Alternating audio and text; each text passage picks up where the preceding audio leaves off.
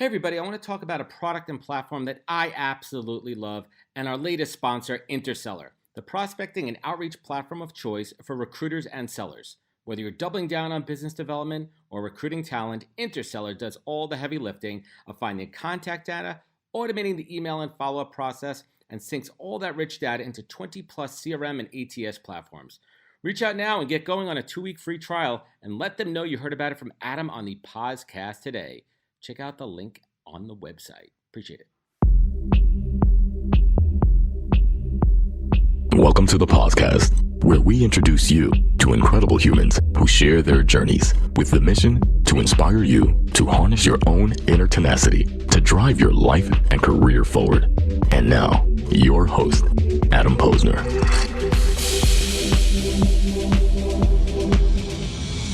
It's 5 o'clock somewhere. Welcome everybody to the podcast. It is the 18th day of the month of May. I am happy to be here. I'm happy that my guest, Tara, is here joining us today too. She is not the HR lady. I'm very curious about that name, and we'll get to that in a little bit. But it is 2 p.m. here on the East Coast in New York. It is beautiful outside. I'm stuck in my dark room looking out the window that does not open. It's one of the flaws of my new studio office here.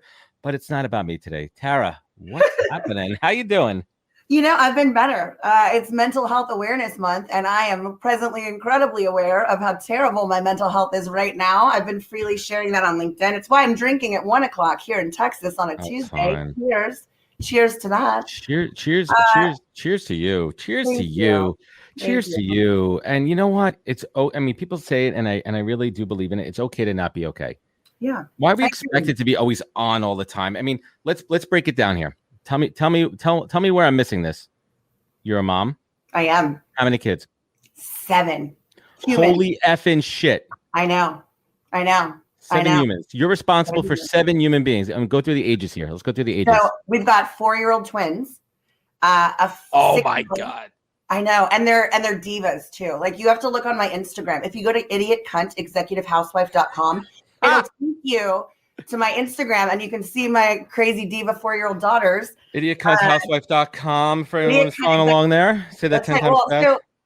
So somebody called me that on LinkedIn, so I just bought the URL. Why wouldn't you? I mean, exactly. That's what I'm talking about. So 4-year-old twin girls. I've got a 6-year-old, kind of gender fluid. So sometimes they wear a dress. Sometimes they wear boy clothes. Sometimes they ask us to call them Azzy. Sometimes they go by their birth name, which is Nico. And we just roll with it. Like, whoever they want to be. Every one of my kids was sort of like that. Like, our kids just dressing up, right? So that's what they do. They are 6-year-old and full of energy. And they just learned to read. Kindergarten is coming to a close. Boom. So excited. And then I've got an 8 and a 9-year-old, also boys. And then I adopted my niece and nephew, 13 and 16. So I've had them. This is a funny story. So I had 3 boys. Oh, we didn't get to the funny story yet. I just want to make sure we didn't get to the funny story. No, we haven't. I know. There's Okay, more. There's more funny, if you can believe it. The punchline is coming. Bring So I'm it. a mom of 3 boys. I'm thinking, okay, cool. I'm pregnant with twins. My twins come on April 13th. And on May 1st, we adopted my niece and nephew. So I went from 3 kids to 7 kids. And frankly, when you're out exponential growth. Yeah, exactly. But if you're going to do it, just get it all out of the way at one time. I mean, if you could have as many kids as you can in the shortest amount of time, you did it. That's it. I did. Most people will be like, "Oh, didn't start having kids until I was 30? I was 31." And they're like, what's the math there? Like, you're not in your 50s. That's weird. And so it's a conundrum, but it's really fun. We have a crazy, fun, awesome household. My 16-year-old is getting his license in 1 week from today. And I'm scary. Yeah, I'm petrified. He can't take his trash out of his room. So I don't know how he's going to. How do kids manage these days? I mean, I think we're lucky. I don't know how old you are. I'm 42. I think we're relatively in the same. 40. Good. Great. So we're in the same breath. Like, we didn't have, we had our own distractions when we were kids. We had but kids now with these freaking phones, man, like I think my 3-year-old is going to be walking around like this, looking down at his iPad. And sometimes he walks up and down the stairs with the iPad. Yes. And how are kids like, they're distracted. They're more distracted than we ever were. How do you keep your son present when you're trying to teach him how to drive? So it's a couple focus. Fucking focus on the road. Don't die. You can't die. So that's rule number 1. And in order to not die, you have to be focused on the road. So you got to put it down. And, you know, I'm really lucky. He's super responsible, super smart kid, really good. Like he's a 16-year-old boy and he has a girlfriend and everything. And literally he is the best kid. I can say that straight faced. He is awesome. The teen years are not as scary as they seem. I got them way ahead of time. My oldest bio kid's only 9. So I thought I would have like a little more time to prep for some of these more difficult things like driving. But it's been a quick, fast learning, right? A quick, fast learn. But the number one rule, don't die. Keep them alive and make sure they don't die themselves. And I think that's the golden rule is you teach them the sheer responsibility of having the keys behind them. And the fact that, yes, it's not just you, it's the people in your car and it's the other people on the road. And it's one of the most important things for a kid to learn is to drive for their own independence, but also for trust. And it's hard. And I can't imagine that. I remember going back to the days of, my dad teaching me. And a quick little funny story for everybody. I was a good driver. I've always been a good driver. And I went to go take my road test.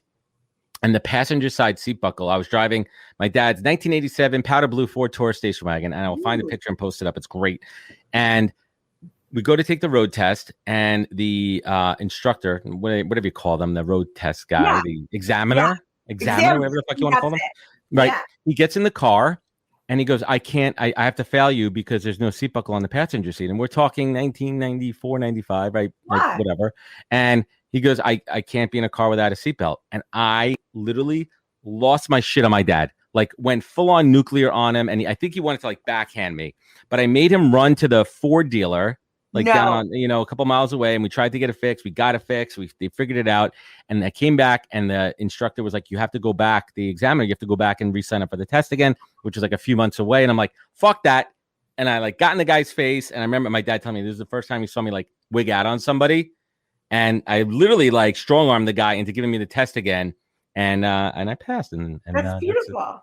That's that story. But anyway, so we got a herd of kids. I'm going to call them a herd, if you don't mind. And I mean that in the most not. And no offense to cows. This is an anti-discriminatory show. No offense to cows. But you have a herd of underlings. That's fair. You have a herd of underlings. Yeah. You have a day job. Yeah. What is your day job? So I am the CEO and host of Not the HR Lady. I used to be a chief people officer for 12 years in the corporate world of work.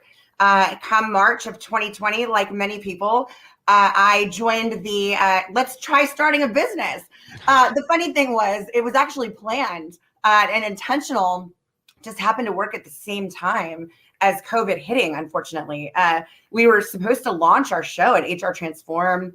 That was supposed to be like kind of the big to do. And then COVID happened and that didn't happen. And we still did it anyway. So for the last year, I've been growing our brand, which is Not the HR Lady. We do a weekly show, which is entering its 3rd season. Awesome. We do a live after show, which has just, gotten pretty popular over the last season, especially with like 2,000 people joining us live. We've made cocktails in like 5 countries and talked about all things people and no bullshit. So it's been a really fun venture. My actual day job though is more HR consulting. I do a lot of executive team building. So more and more, I think executive teams are realizing that there has to be cohesion at that group, and really everybody really kind of does have to be rowing in the same direction. We do. I think so many of us have been saying this for a long time, but now folks are starting to go, we really do need an outside influence to come in and help us realign ourselves and, cut the bullshit. So exactly. I'm basically like Wendy Rhodes, right, from Billions, and come in, picture problems and make you guys get along and try to bring out the best in the executive team to help the rest of the company thrive. Oh, so that's so much to unpack here. And I know. And you minus the dominatrix. Minus the dominatrix. I'm a pretty easygoing person. We forget about Chuck. We forget about the dark side of Chuck and Wendy Rhodes. I love that show. I love that show. I really love Billions. I even have I'm a sucker, by the way, so I know for Instagram ads. Like they get me all the time. And especially if it's late at night or if I've had a couple of drinks and they know me. They know how the hell they know me so well. No. And I bought one night an Axe Capital. I'm a whiskey bourbon guy. And I have a whole shelf over here. You can see it all the way at the end with whiskey and bourbon down over there, Paz Studios. And I bought an Axe Capital custom engraved glass, like from Axe Capital. Awesome. And I forgot I had it. I gave it to one of my friends the other night when we were having a drink. He's like, what the hell is this? But, you know, the idea of having a Wendy Rhodes in your company is incredible. And especially having somebody, and we talk about it with consulting, executive coaching, it really is about having somebody who is an expert in that field, who does not work within your organization, who could see through the bullshit and have that 30,000 foot view to say, okay, these are your blind spots. Yeah. This is what you're missing. Your head is so far up your ass in this company that you're missing these giant things in front of your face. You're missing what your employees are saying. You're missing what your competition is saying. You're missing what the market is saying. You're missing the big picture, and it's affecting you, clouds and dirt. That's incredible. I mean, do you feel that, I mean, listen, you've worked in companies and in organizations. How does this type of position feel for you at this stage of your life and your career? Are you meant to be where you are right now?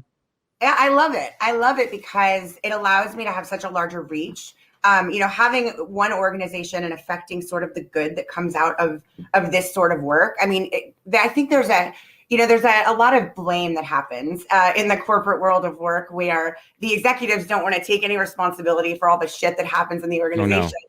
And then neither do the next people in line, the leadership team, neither do the managers. Everybody's just blaming everybody. And really, if it just started at the top good, it would be good, right? That's culture. That's where the culture starts, lives, breathes, whatever. It has to. It has to. Because there's no other place. It's not going to start at the bottom. Yeah, I mean, you might see some movements within organizations, but it has to be championed at the top. That's exactly right. And when companies realize, I've been fortunate to work with some great ones, not great ones either, but some great ones, who really believed and understood the value in that, and the value in having the right executive team who has the right dynamic to set the tone at the top in order to achieve the results everybody wants, which is to get the most money out of your organization. I've never worked for a not-for-profit. So everybody, even not-for-profits are profitable, very profitable. Oh my gosh, 501(c)(3)s are crazy. Oh. Like, I'm going to start a church. All you need, Adam, is a congregation. And I believe that you have one every week when you do your show. And you could actually, I'm following you. You could make this a 501(c)(3) if you wanted to. I don't know if it isn't already, but this could be the church of Adam. You need to write this down. I'm serious. Yeah, it could be the pause, the synagogue, the pause synagogue, the Posagogue, whatever. I don't know. Whatever. Posagogue. I love it. It sounds like a weird geometric shape, but actually. Posagon. So Tara, let me ask you this, because I'm curious. How do you define the word culture? Very curious. Culture is something that's so interesting and so often overused, I think. It's supposed to be this all encapsulating phrase that means something about our organization. And the thing is that culture isn't just a one-word descriptor, and it doesn't live in that same space forever. Culture can be completely, and it should be ever evolving as your company grows, as your company shifts, as your priorities change. That has to be something that's a little bit more fluid. So when I describe culture, I think it's what are you solving for?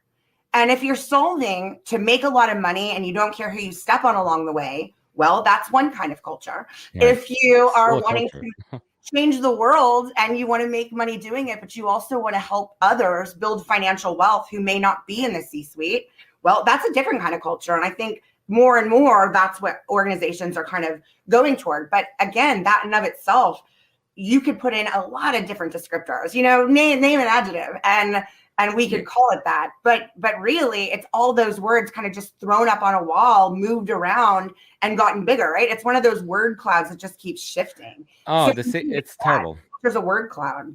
And the one that really irks my soul, I mean, it really is a thorn in my side, is whenever I hear a client or anybody say culture fit. It really it's not a culture fit. And I try to course correct them pretty firmly. Yeah. Because I think that a lot of executives, they're not doing it with bad intentions. I think it's just what they've been hearing their whole career and their whole life and everything. And I try to change the word culture fit to culture harmony. And I always explain it with this analogy. I always say, you don't want a company, you don't want everyone looking and acting and thinking like yourself, right? Because culture, a lot of people default culture to the physical attributes or what the people look like, but it's really about the mindsets. And I always tell everybody, that's what's going to make your organization. Think of it like a quilt. Think of it like a patchwork quilt. You have all these different pieces, different fabrics, different colors, different shapes, different sizes, different materials. They each have their own strength. They have their own, weaknesses. They're soft, they're hard. They have different feelings. Individual, they stand on their own. But when they come together, they form this beautiful quilt. Yeah. That's the way your company should be. Yes. And I patented that. You could borrow it anytime you want. That's free. That's Pause gift to you. And when I say it like that, they get it. But then I turn around and I talk to, candidates all the time because my day job at NHP is recruiting. And they ask me, what's the culture like? What's the culture like? And I throw it back to candidates and I say, honestly, culture to me is how you as a candidate feel valued within an organization. How do you feel when you go into work? Do you have a clear career path? Do you know what you're doing every single day? Expectations set? Do you have a clear feedback loop? It's not the beer pong and the cold brew on tap and all that shit. Like that's not culture. And if it is, you're ass backwards there. So I want to talk to you from your point of view, your vantage point, your area of expertise. The pandemic's been nuts. The pandemic's been crazy. And now we're getting to a point of quote unquote return to work. Yes. There's many different areas, many different angles here. I would love your perspective on how companies could best approach a strategy to do two things. One, ensure that you're taking care of your current employees. And number two, that you're being mindful of your talent acquisition pipeline and new employees coming in. And I'll stop talking. I'll move my mic too. So I don't. I think the name of the game is, flexibility. Organizations learned a real hard lesson that you have to be in the office because like that's just control bullshit. And I don't think that people are going to subscribe to the need to have to be in the office X days a week. It's like you've done it for 15 months, skin counting, not there. So like everybody take a breath. I think organizations really have to really decide what is the most important thing to you. Is the most important thing to you holding on to that real estate asset that you have and forcing people who don't want to be there back into the office? Or are you of the mind that, hey, you know what? We can actually save a lot of money, streamline a lot of efficiencies, cut back on that real estate space, invest more meaningfully in our business, our people, our offerings, our pay, and not just go back to the way things were because that's what's comfortable. Like, we don't need to, and I'm sorry if any people work at a distributor that does shipping stuff because I'm about to dog you, but like we don't need $5 million FedEx contracts anymore at the office. We all are just emailing and that seems to work just fine. Like it's all of this stuff, right? All of the waste that would happen, all of the utility, people lights. I mean, when you think about it, wasteful travel. I mean, sure. The carbon emissions of commuting, right? I mean, absolutely. And then I think about all of the environmental factors, and the list can go on and on. There are definite detrimentals, I think, to not being in and around your coworkers sometimes. But if you don't and are not wasteful with your money, you can make that more meaningful when you guys have a milestone. You can get together and go to the fucking Caribbean. Like, come on. Yeah, imagine that.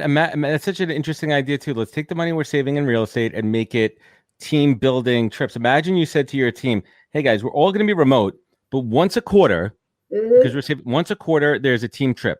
It could be, hey, we're going on an adult summer camp trip. We're going down to Mexico to the Caribbean, and you can bring your spouses so they can sit by the pool all day, but we're going to have 3 or 4 hours a day. We're going to be working. We're going to be team building, collaborating. We're going to be doing stuff it's interesting too. And there's no right or wrong, but I think what it comes down to is listening to your employees and having flexibility. Now, listen, there are some jobs, obviously, because of the nature of the job, they need to be physically present for whatever that is. And I also believe certain industries. I work in advertising and marketing, and I've seen both sides of this. I've seen a complete fail on the lack of collaboration of advertising and marketing teams that need to be together because there is this energy. And it's hard to explain if you're not in the industry, anybody listening, like in the ad industry, there's an energy in collaboration. There's something with being with the people in the room and bouncing things off of them that can't be done over Zoom or whatever. But there's a choice. And the other piece that we have to really think about is, well, two pieces. One, there are some people where logistics from home are awful. They either physically don't have the logistics, a good place to work. They're stuck homeschooling kids. They can't, manage that. They have poor internet connections. They can't afford good internet. Or maybe they live with their villains. Maybe they're trapped with a spouse, a relative, or somebody that literally is the bane of their existence. And like, they don't want to be with them all day. And going to work was that freaking escape for them. So there's no right. The thing I'm trying to say is there's no right or wrong. That's right. But it has to be flexibility. And the companies that are winning are the ones that are giving an option and they're listening. I don't agree with fully remote. I don't agree with 100% back in the office, generally speaking. Yeah. I think it's about like, just listening. And the companies that don't listen, they're going to lose big time. And I've called it for months already. We are seeing the talent migration. Mm-hmm. We are seeing people leaving jobs for multiple reasons. They're not being supported. They don't like the return to office situation. They found other side gigs. They've transferred careers and a million things. I mean, it's a lot. It's a lot. There's a lot to think about, but 2 years in one mouth, right? And that's what companies need to think about is you have 2 years. Listen to your people before you start telling your people what they are going to have. If you want to keep them, to your point, if you want to keep them, you should start listening. Because what is it to you? If you've been fully remote for 15 months and you have 2 employees who want to stay fully remote, right? Mm-hmm. Everybody else wants to be in and you let them know like, hey, that's great. We want to support you, whatever, Like if that's feasible, rock it out. You know, if it's working, like listen, be flexible. To your point, it's not one size fits all and there is no right or wrong answer.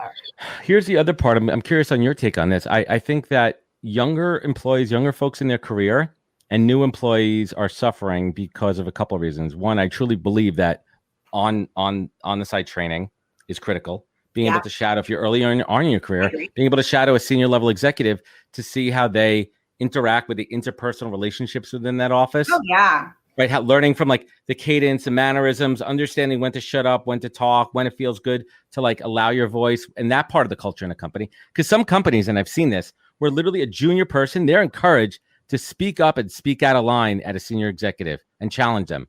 Wow. Other companies, for better or worse, where there's kind of a chain of command, and that's okay in some areas too, just depending on how it is. The other part of new employees coming in and they're not getting the right onboarding for a couple of reasons. One, a company has not pivoted into a fully remote onboarding. And number two, the people that are meant to do the onboarding have 10 other priorities now that they're working from home. I need to make sure my job's performing. I need to do my day job. I can't lose my job. I got kids running around. Now I have to prioritize a new employee. And going back all the way to your first point, it starts at the top. Yeah, it does. What's the expectation? How's it set? What resources are available to do onboarding remotely? Did you change your budget? Are they working with what they had? Are they literally setting stuff out in FedEx and just doing the best they can because nobody's given them any guide? Like here's your welcome kit, right? Yeah, it's really interesting too. So I want to talk a little bit about your show. I'm appalled that I've not been invited on yet, which is a whole separate conversation.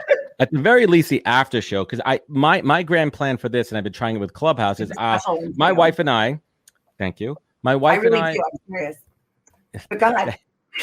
my wife and I love reality TV. It's our escape, and we have our shows. And if anybody's listening, we do Below Deck.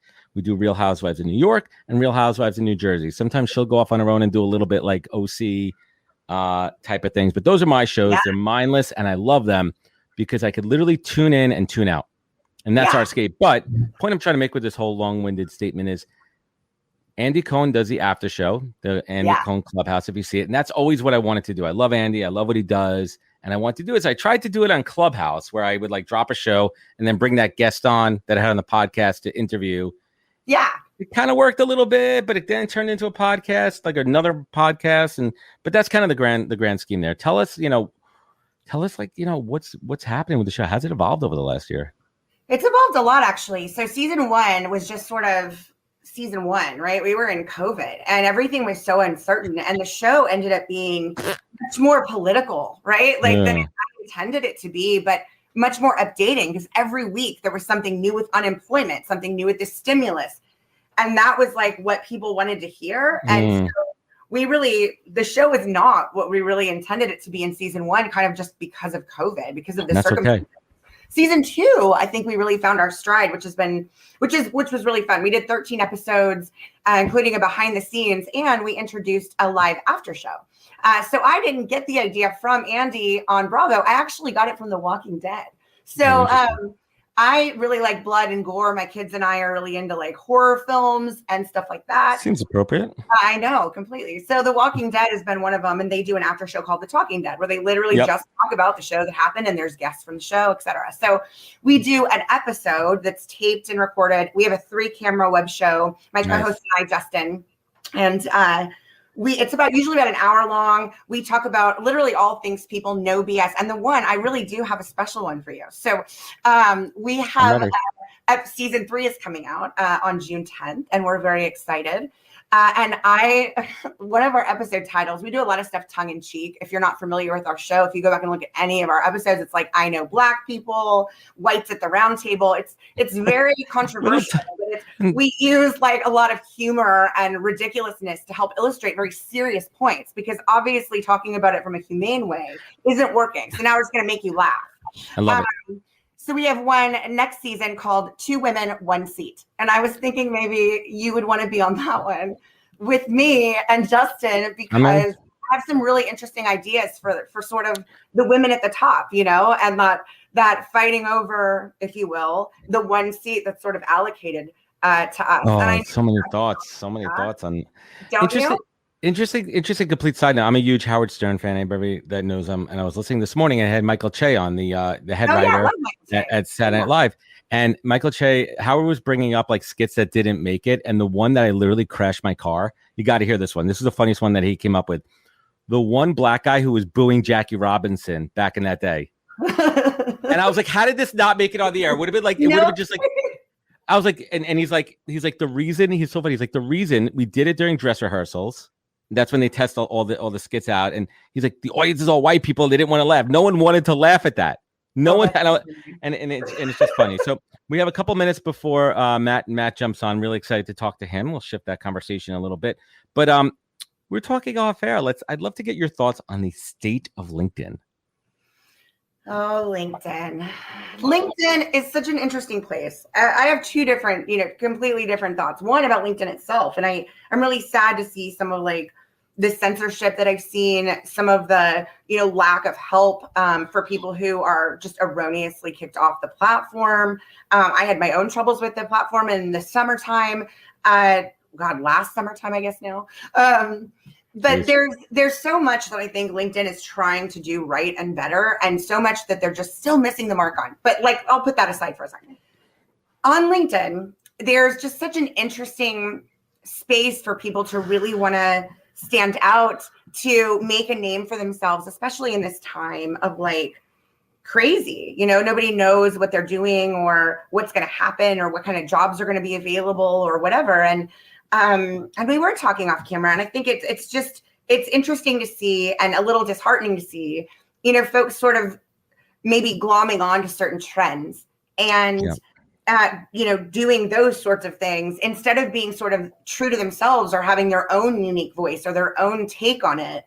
It's just sort of jumping into like whatever is popular and trendy to talk about. And I think that it's interesting to note that certainly everybody can say and do and post and whatever, but I think it's such a good place to be able to actually affect change in the workplace. Mm-hmm. And if you're committed to doing that, great. But if you're committed to making yourself look like you do that, don't do that. Like that's not cool. Be real, because you're going to get sussed out. It's going to be a house of cards. It's going to collapse real fast. People are falling into the trap of these fake optics, and they're trying to be things that they're not. They're trying to be experts in fields that they're not. And it's okay to have a point of view. It's okay to share your voice and your opinion. But it's another thing to try to leverage that in a business world, and it's going to fall apart because you'll be sussed out, and it's not doing you any good. Right. It's not doing you any good for yourself there. So I got Matt coming on in a minute here, and while I have you on, I'm gonna ask you a couple of questions to bring it home. Okay.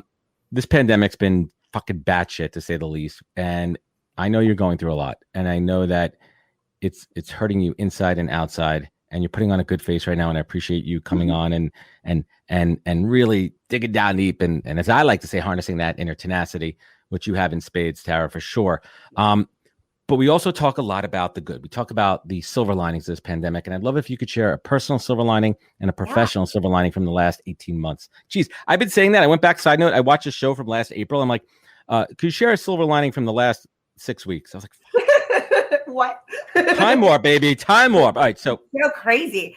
For me, I think it's been time.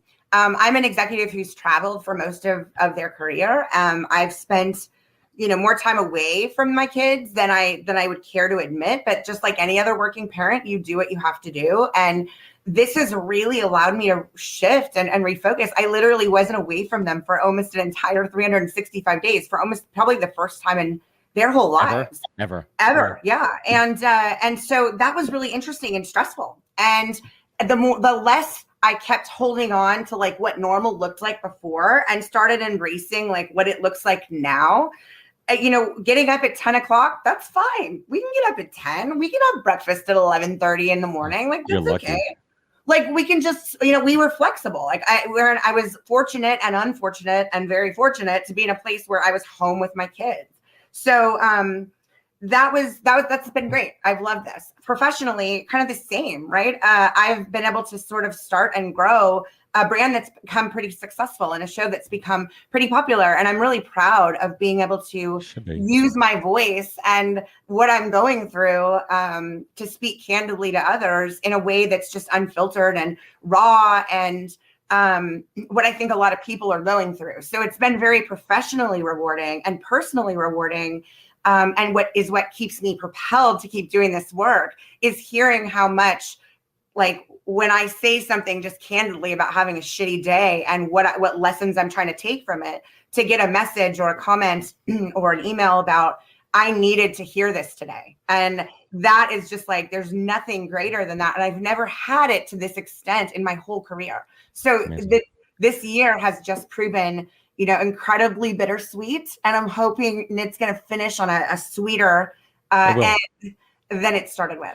It will, because you have to believe and you have to manifest it. And I think that's such an interesting point too. When you're vulnerable online and offline, things happen. I mean, it's so crazy. And again, it's cliche. This is the first time in the world that everybody in different extremes and levels, depending on your situation and money, are in the same freaking boat. We're all affected by this. Every single person, even super wealthy people, have had to figure out where to escape to and which island, but they've had to change. And everybody's right. No, it's true. Like, and everyone's going through it. But like, you think about the support and the outreach and how much mental energy we're all spending. How much mental energy we're all spending here. And we're closer than you think. There's days when I go home and I just like collapse on the couch and I'm like, holy shit, I'm not physically tired. I'm mentally drained from trying to manage the house, manage a family, run a business, right? Yeah. You know this, for anyone who's out there who's a small business owner, an entrepreneur, solopreneur, if you have to keep your foot on the gas the entire time, and that gets heavy. Yeah, it does. Heavy as a crown. So Tara, I want to thank you so much for joining us. Matt's having a little bit of technical difficulties there, so we'll hang on a minute until he's good to go down in the green room. But tell us where could folks find you? Where could they connect? Where could they find the show? Where could they reach out? The easiest place to find me is just at notthehrlady.com. From there, it'll take you to everywhere social media. You can also find me on LinkedIn, Not the HR Lady. And we host our show every Thursday at 7 p.m. Central. We're back starting June 10th for season 3. Our first episode is called Fire Brilliant Assholes. So I think that you should come. It'll be a lot of fun. We're actually going to be doing it live. We haven't done a live show in person. Obviously, since COVID started, we started our show literally in March of 2020. So we haven't gotten to do a lot of in public sorts of things, but we are partnering with Wahoo's Fish Tacos, California Love Drop, and QS to do a live show out in Southern California. So, like you're doing like a live, like a live stage with like an audience and everything. Oh, that's my dream. That's my dream. So we're pretty excited. Yeah, we're pretty excited to do it. That's so cool. It's nerve-wracking. It's I mean, really... the logistics alone of having the setup and the Wi-Fi and the audio and the video. I can't even dealing with this setup alone. I'm already stressed out on it. No. You'll do that. I'm actually thinking about doing backyard shows pretty soon. My pool, we're painting our deck. This is such like a first world problem here. I was about to say white people problem, but I don't want to trigger anybody. Like, we're painting our deck, so I can't do the show from my backyard, but I can't wait. To do cool shows. So, Tara, I want to thank you. While we're doing that, I'm going to bring Matt on. Matt, I'm giving you a warning. 5, 4, Matt, 3. Oh, he's getting up. 3, 2, 1. Matt, what's happening, dude? Matt. What are we on? Are we on a dial-up? Are we on a dial-up? What's happening down there? Some kind of AOL. Matt still uses Prodigy, I think. He likes to keep it old school in every way. Do you have what? Where are you? Are you in a dungeon? Hey, if you're being held against your will, Matt, we need a safe word. Dogs barking, can't fly without umbrella. No. This is live streaming, folks, so that's why I keep Tara on, because we understand the value of a strong internet connection. Does Matt, does you have like a camping satellite? Are you trying to tap into somebody else's Wi-Fi? I think he's thieving. I think he's trying to figure things out there. But that's what we do on the live show. We find. I had Zach Nadler on a few weeks ago. Zach is the CEO of Vayner Speakers. He's literally Gary Vaynerchuk's like personal booking agent, does like a whole big thing. And we're doing a live show, but also filming it as a proper audio podcast. And I was doing it late at night here in my office, which is also a school. And they were redoing the fire alarms. And I had no idea, because I have a double door here between me and the outside. And it's literally like 8:30, 9 o'clock at night. And I'm like, I kind of got to make sure the building's not burning down, because I didn't know till afterwards that it wasn't. And it was like an aggressive fire alarm, not like the bullshit ones, like an aggressive one. And I'm like, Matt, and Zach, and he's in the middle of a story. And I go, continue this story. And I literally took my headphones off. I ran out the door. I checked. I came back, and I didn't miss a stride in that story. Oh, I love it. I'm glad it was a false alarm. It was a false alarm. And the cleaning guy's out there, and there's his mop. And I'm like, and he has like these big headphones on. I'm like, dude, hey. I'm like, and like the strobes are going off. It's like a crazy like German techno party going on. I'm like, what the, like, I didn't sign up for this. But that's the thing you got to do with the live shows. And that's why I love doing the live show, Tara. It keeps me on your game. You have to be for a situation like this. Like exactly. Matt is failing at the technology game. Yeah, but you and I could carry a conversation. So tell us a couple of guests you got coming up on the show. Oh, no. I like to keep it as you. I have you. I told everybody you're going to be on it. So there it is. That's fine. All right, let's try this again. Let's try it again. Matt, let's do this again, brother. How you doing? I'm great. Am I on? You are on. Oh, sweet Jesus. Sweet baby Jesus. Please call for help. I'm being held against my will. It looks like it. I've been using all of my AOL discs. Like I've got like at least 100 minutes on this one disc for dial-up. Oh my God. And I hope that you can find help. I think we're going to be good. So Tara, I'm so sorry, man. Everything went wrong. Good luck. Yes, wish me luck with this. Tara. Bye, Tara, I appreciate you. We'll catch up soon. Matt, what's happening, brother? I don't think you have a big enough water there. I need to get my 3 gallons in a day, literally in one container. I got goals, man. I got goals. Dude, the goal number one is the fact that you and I are here right now talking. And if we look back a few months ago, it was scary. It was a different time, man. And I am selfishly happy to see you sit here, man. Me too, man. Thank you. I appreciate it. I'm actually, I apologize. Everything went wrong today. And I'm in my offsite storage because we're getting ready for a massive adventure, and the Wi-Fi crashed and everything went downhill. But here we are. It's working now. I'm happy to see you, brother. I'm happy to see you. How you feeling? Great. I get to visit my stuff today. I don't know. So let's do a little fun exercise. I want you to randomly grab one record from the wall behind you. Ooh. Random.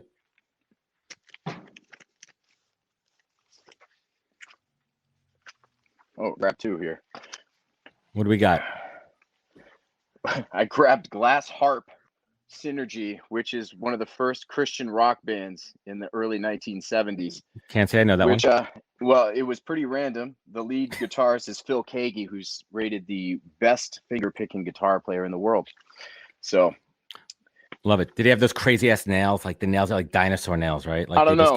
He was a years. former drug addict, went crazy, and I found this by accident, but it's actually pretty good. Oh, it's interesting. You probably got some gems in there. I mean, you have to. I mean, there's a couple hundred records behind you. No, there's like 1,000.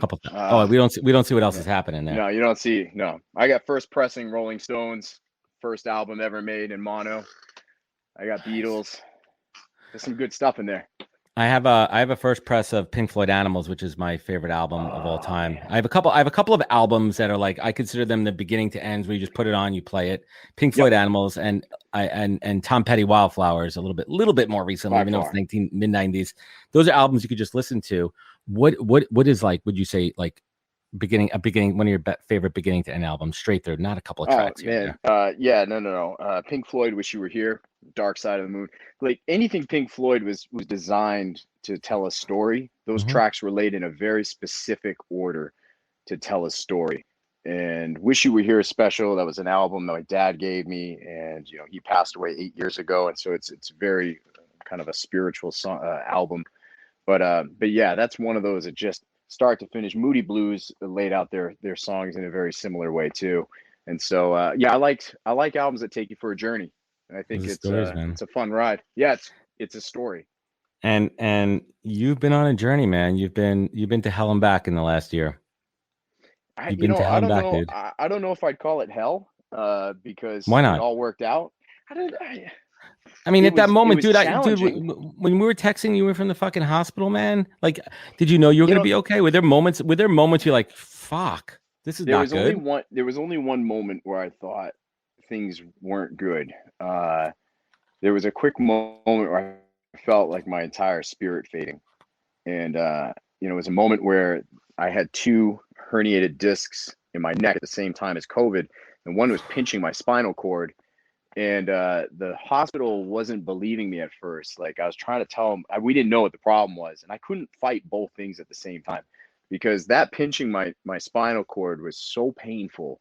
Like I have a high threshold for pain, but that thing was so painful that it radiated down my entire left arm, and it was nonstop pain. It never stopped. It was just relentless for several days, and it brought me to almost wanting to vomit and tears, and I was like, somebody's got to help me. And one morning I could barely breathe, and I've got the oxygen pumping through and this thing's killing me. And I just felt everything starting to fade, and no one could hear me either. I couldn't yell loud enough. The nurse station is right there through a window. They're not looking up. My call button stopped working, and so I ended up kind of like tossing something, and then I found a button on the bed that worked, and someone came in. I just had to be the biggest advocate for myself, saying, will you please give me an MRI? Something bad's happening.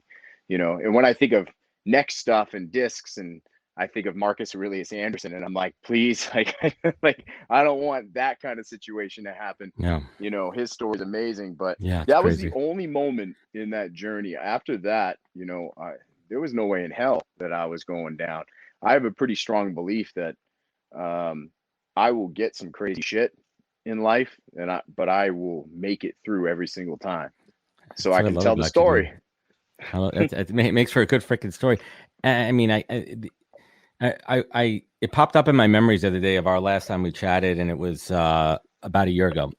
It was about a year ago, a couple weeks back, or like a year and a couple. Came up in my Facebook memories. And I'm like, holy shit, what the last year has been for you, and even for everybody, me too, and included in that. But for you, when we talked about that, the beginning of the pandemic, that you sent your wife and son to Maine, right? It was Maine, New Hampshire, Maine. Yeah, Maine. Yeah. Yep. And you were home. You were staying home. You're holding down the fort. You wanted them safe and sound. Then you guys were reunited, and you went on this cross country venture. Then the COVID thing. How hard was it? Was the hardest part in the hospital not so much the pain, but not being able to actually physically see them? Yeah, no, the pain's an easy part. That part's easy. Not seeing them was tough. I mean, it was like kind of like a low blow. It's like, seriously, again, like we started the year that way. Now we're gonna end the year that way, and not being able to see them was challenging. Even though they were only a mile from the hospital, my wife could come. She could drop stuff off, but she couldn't come see me. And missing Christmas, I had a really tough moment. I had one big pity party on Christmas Eve, and I was really starting to feel down, and I was getting pissed off. I was like, this isn't fair. All that whole thing, this sucks. This isn't fair. I'm starting to break down, and I'll be honest, like I broke down at least once a day. It was still challenging, but it was good. Like I allowed myself to. But sitting by that window, all of a sudden the nurse comes in. It's probably around 9 p.m.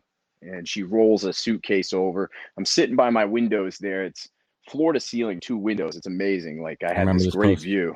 Yeah. And yeah, the suitcase rolls in with the nurse, and I open it up.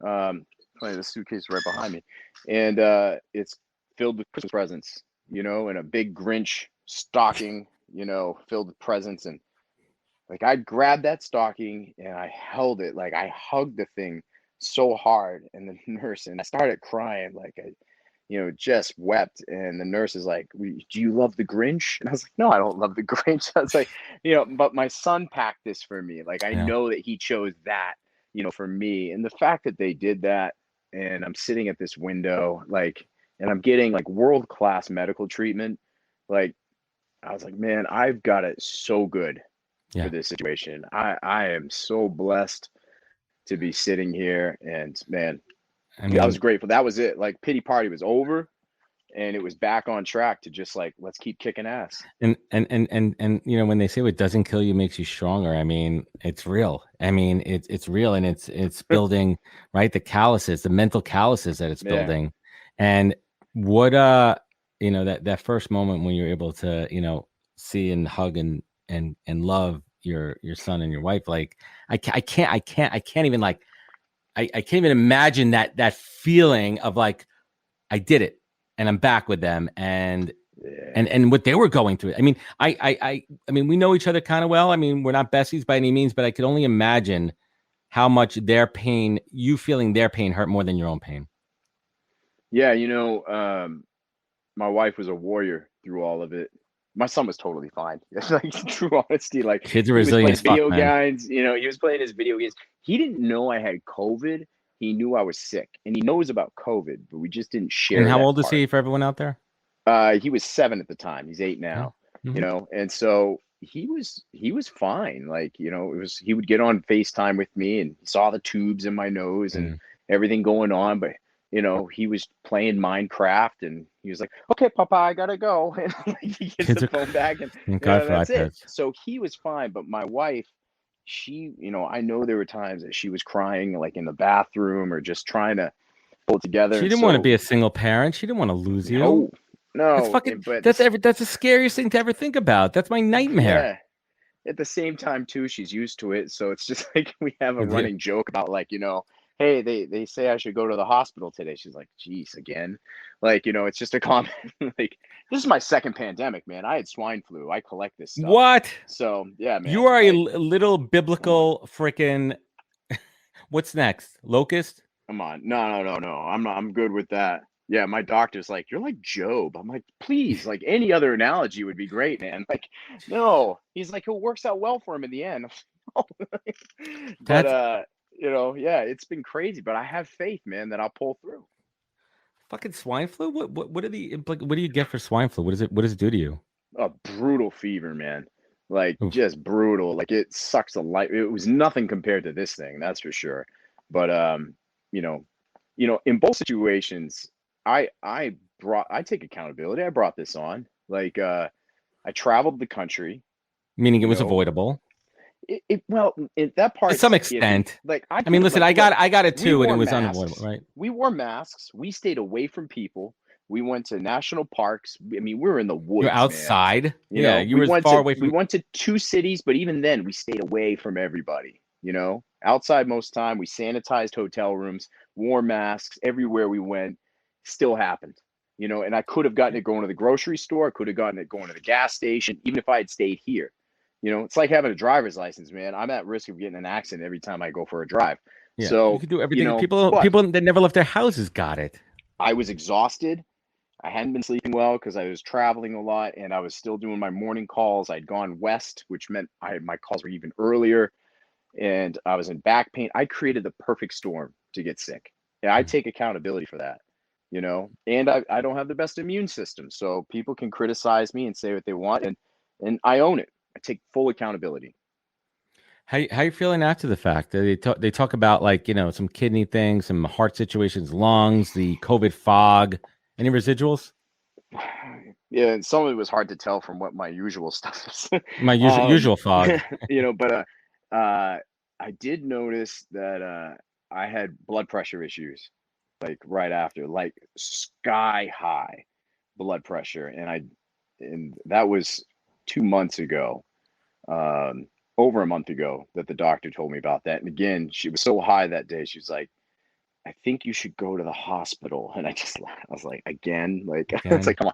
I was like, I was like, and I realized my caffeine intake that morning, I made some horrible mistakes. And Caffeine is.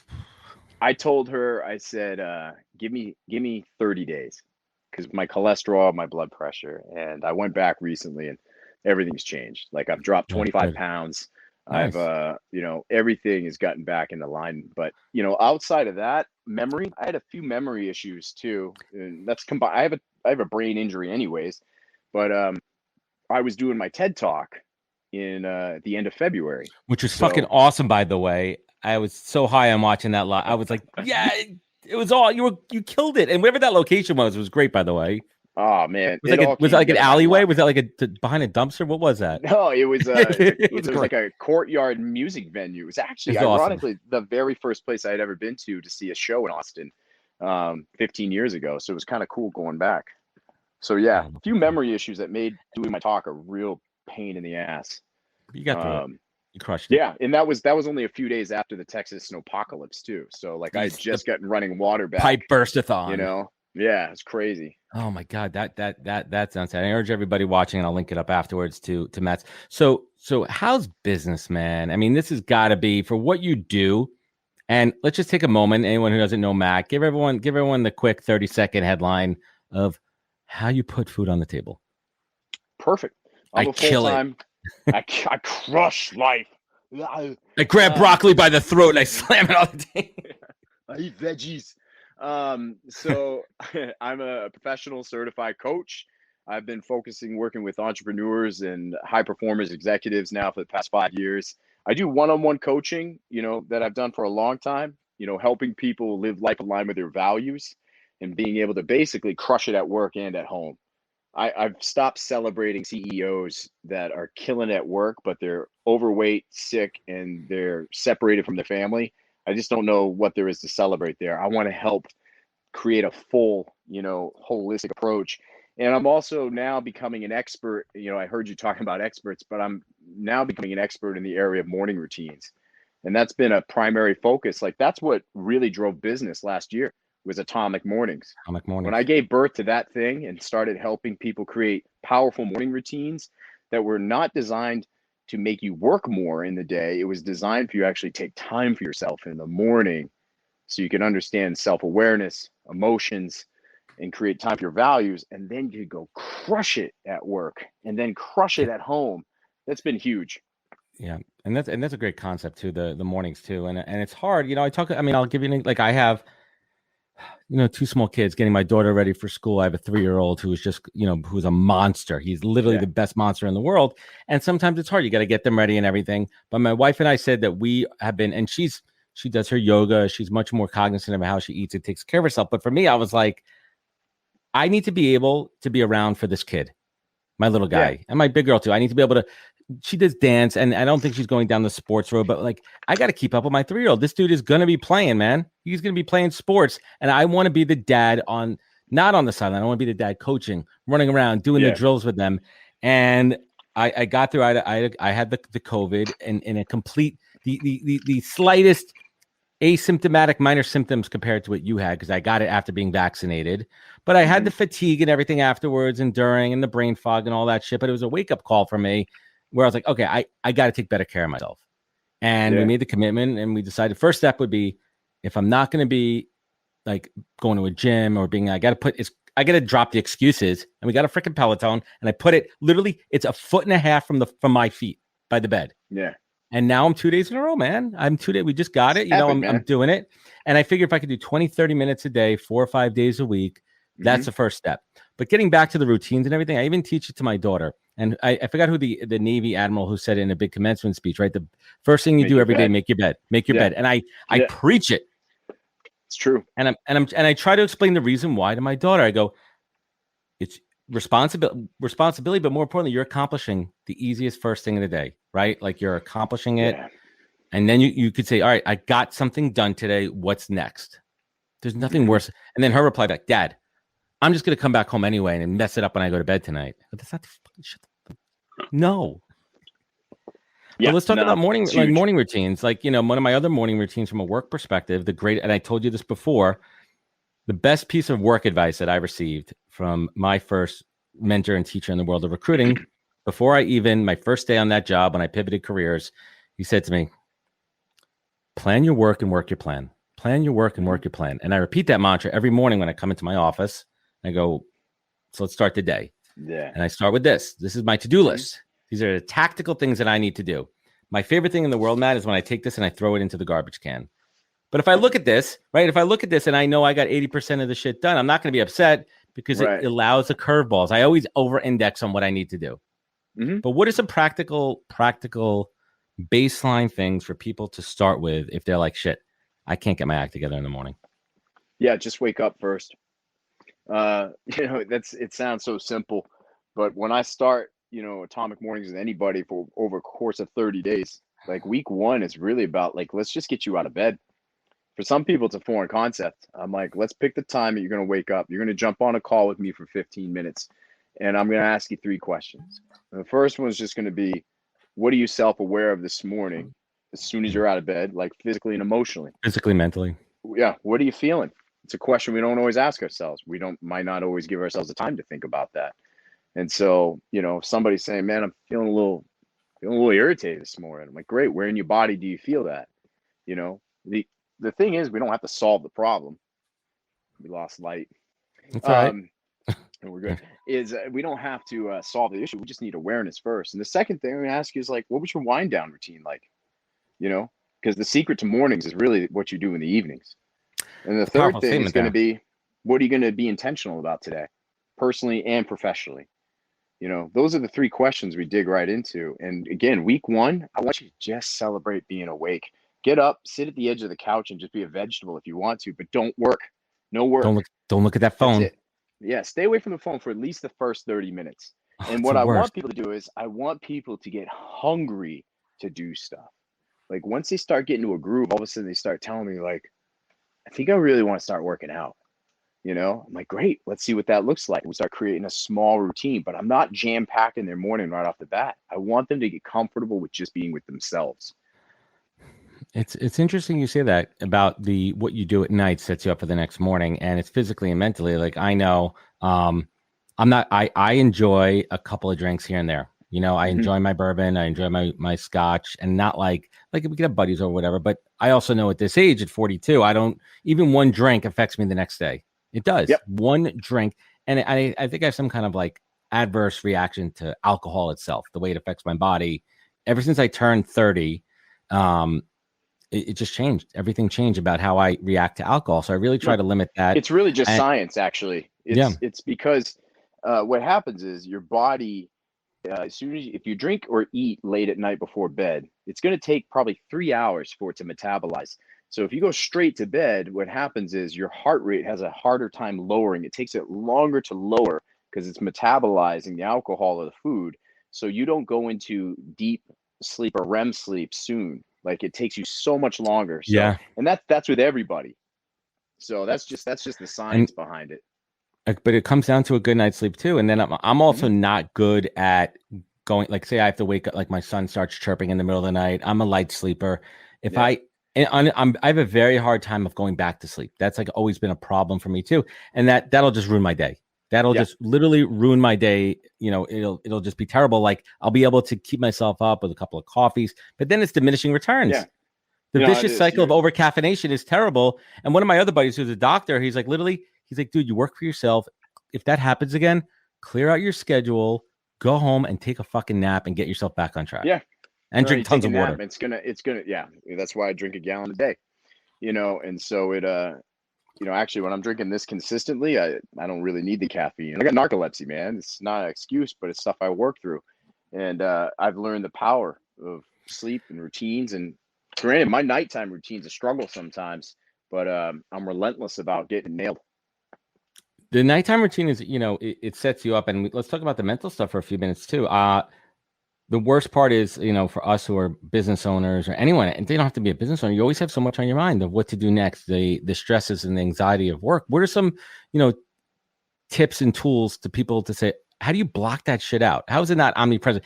Side note, before I get into this, I had a conversation with Gary Vee last week and I asked him the same question, how he blocks it out. I talked to him about the hardest thing for me, I'm going off track here, is how do you shut Gary V off to be Daddy V and Husband V. Mm-hmm. And he goes, practice. He goes, you're literally preaching to the guy. Yeah. Who everyone thinks is always on. He's like, but I'm not. I'm not always on my phone. I know when to put it down and be present for my kids. I've been doing it for 20 years. You know, like it's practice, right? But how do you, but this this is is like going to tactical the tips, gym. like tactical tips to shut off mentally and say, all right, that was daytime. There was the good, the bad, the ugly. I'm not going to carry it to bed with me. And I'm going to do my best to not wake up with that shit in the morning. I have a lot of my clients that I encourage them to use Michael Hyatt's full focus planner. It's a beast of a planner, but it's great to write down what your what your morning routine is, what your work ritual routine looks like, and then what your post-work ritual look like. So you can go back into the home life, and then your wind down. And those are things I work with people too. So when you're starting to, you need to wind down from your work day too. Like start closing things down. Think of it this way. When you shut down your computer, it goes through a cadence of things, of shutting down programs slowly. Now, if there's an issue with it, it's going to stop and it's going to freeze up. If you just were to do a hard shutdown and just hold the power button down, it shuts off cold. It's a good analogy. That doesn't work right. And when you boot it back up, it's like, hey, there was an issue here, and it gets all wonky and doesn't work right. You need to do the same thing with yourself. There's a cadence of things that you do, and I remember reading James Clear's Atomic Habits, and he uses this analogy with athletes. Athletes do the same ritual before every game. All their warm-ups. They're big on that. Watch a hockey goalie. Watch a hockey goalie, what they do. It's crazy. It's not superstitious. It's a neurological practice, because as they do their routine, it is telling the brain, hey, we're about to play a game. As they're going through it. By the time they're done with that last stretch, it's game time. It's the same thing with your wind down from work too. It's like, great, go in your planner, write down what your to-dos are for the next day, get that all set up, and then, have your desk organized, close down your emails, take maybe a 5-10 minute walk, be in some stillness or silence before you walk through the door. You need that time for you, And I also say too, like, you talk about making your bed, it's coming home too. Like when you come home, I want to talk about it's that. nice to have, like, what's the first room you see when you come in the house? Actually, I have a really good friend, and she gave me some great tips on that stuff. And that was one of them, is like, when you come home, what's the first room in the house that you see? And does that does that feel calming and relaxing to you? Because you don't want to come in, you see a mess, and then the kids come running, and now you're just irritated. And here's the rub on that one, Matt. And I think a lot of people, and I'd love to get your take, because you probably have a ton of clients that are dealing with this, the lack of decompression time with everyone working from home. And before I got this office and before I moved out, like that, there was like the 5 seconds between me walking upstairs and downstairs when like the Fred Flintstone whistle blew and, work was over and I had dinner time bell was ringing. I was like, shit, like I still have the work engine motor kind of rolling down, winding down. And now I'm walking and I want to be present for my kids, and I'm at the dinner table. I mean, one thing we do is we have no phones at the table, which is great. We park them on the side. Great. Like that's a rule in my house. Kids, no electronics. But like you literally just, like, maybe you just got to call with a client. Maybe you just sent an email out that was positive or negative, whatever it is. And now you're still thinking about it. And your kids are like, you want to be there for them. I mean, how do you, it's hard unless it sucks the last same year. idea. It's the same idea of like driving home from work, and there's the house. You've given yourself zero time to wind down, and you, instead of like parking, you just tuck and roll out of the vehicle, and roll into the house. It's totally dramatic. But some of the things I say is like, look, you've already worked your day. What's 10 more minutes before you go downstairs to meditate or just be in total stillness? Practice. If you're not doing that, it's probably because you're uncomfortable with it and you're not used to it. Some people are just uncomfortable with not being busy, or they associate stillness with not being productive. Productive is a word we need to redefine, because productive is you doing whatever you're intentional about. If your intention is to watch Netflix all day and you watch Netflix, great. You had a very productive day. You achieved exactly what you were intentional about. If your intention is to be still and meditate, then that's productive also. It's a perspective. And we need to shift gears on that, because productivity doesn't always mean projects and being busy. So, and busy can be good too, but you need to have time to wind down. And that's for you. Put your oxygen mask on, take some breaths, And guess what? You're now going to be the best for your family. I love the quote. It's Yep. an unknown author, but it says the world wants the best of you and not what's left of you. It's a good one. That's a good one. Yeah, man. And we had the same conversation in April. I could bring it back up, and we said the same thing. And it's really about, even the analogy Dave Meltzer talks about it. You talk about it, of the airplane and putting the oxygen mask on yourself first, so you could take care of everybody else. It's incredible. And I love the idea, Matt. And it's literally like going around my head right now of, you don't have to be doing something to be productive. Downtime is productive. No. Hell yes. I can get more, I can accomplish more sometimes in 5 minutes of stillness and an hour of being busy. Because all right, I don't know if you or anyone else out there is listening to this. Have you ever worked like an 80-hour work week? You get to Friday, you're so friggin' exhausted. And then someone's like, well, what'd you do this week? And you're like, shit, I don't know. I know I'm tired and I worked a lot. But you have no idea what you did because you were just a raging hurricane all over the place, just doing random shit. But none of it was intentional. Live an intentional life. Live an intentional life. So Matt, let's bring it home here. What's been your biggest change inside Matt here since we last spoke in April? A couple things. One, I feel it's not arrogant to say this, but I feel pretty unsinkable.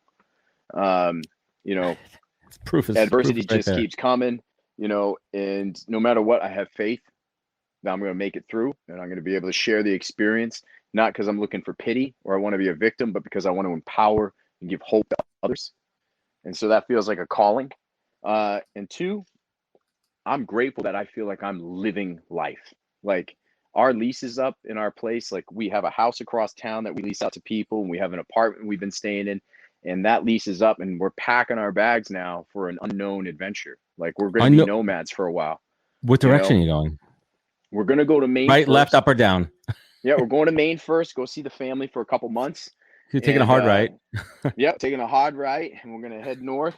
And my family, my wife and my son will leave next week, and then I will leave probably end of week 1 of June, and I'm going to camp all the way up the East Coast, just, popping up a tent, being in nature and exploring a little bit. And then we're going to spend maybe a month or two in different places across the country in Airbnbs, possibly get an RV. But look, if in that moment when I was in the hospital, I knew like it was coming off of probably the most amazing trip of my life with my family, living in that, traveling in our Jeep, going all over these national parks. And I knew, like, man, worst scenario, if I passed away today, like, I can go down saying, man, like, I loved as much as I could, and I experienced as much as I possibly, could within that past year alone. I built a business. I did the scariest shit I could think of. I loved my son. I connected deeply with my wife again. Like, I was like, man, I've lived a very full life at 40 already, and I'm like, so it just told me, like, anything's possible. We'll get through it. What's the big deal? Like, you know what? If you survived this past year, and you did, like, you could do anything. Like, if you feel socially awkward and you feel uncomfortable talking to people, don't forget what you just accomplished this past year. Go talk to people, for crying out loud, because they might be taken away from you again.